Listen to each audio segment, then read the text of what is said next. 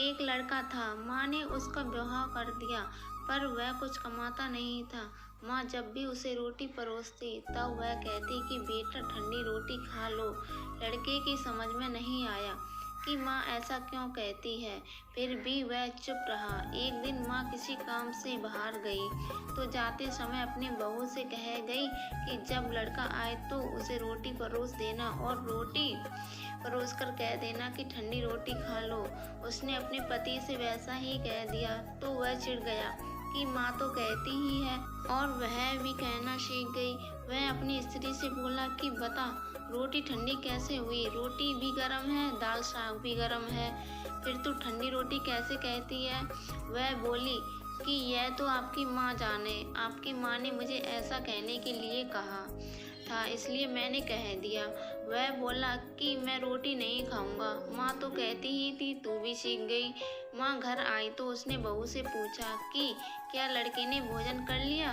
वह बोली कि उन्होंने तो भोजन किया ही नहीं, उल्टा नाराज हो गए। माँ ने लड़के से पूछा तो वह बोला कि माँ तो रोजाना कहती थी कि ठंडी रोटी खा ले और मैं सह लेता था, पर अब यह भी कहना सीख गई, रोटी तो गर्म होती है, तू बता कि रोटी ठंडी कैसे है।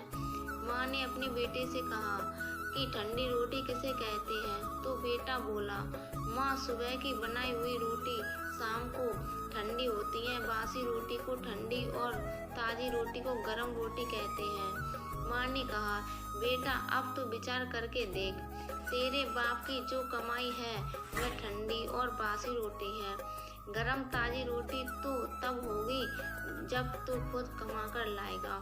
लड़का समझ गया और माँ से बोला कि अब मैं खुद कमाऊंगा और गरम रोटी खाऊंगा।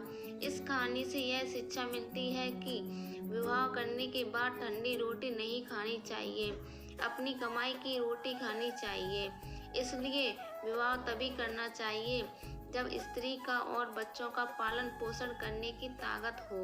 यह ताकत ना हो तो विवाह नहीं करना चाहिए। हमारी स्टोरी आपको कैसी लगी कमेंट में बताएं साथियों। हमारे चैनल को सब्सक्राइब करें। धन्यवाद।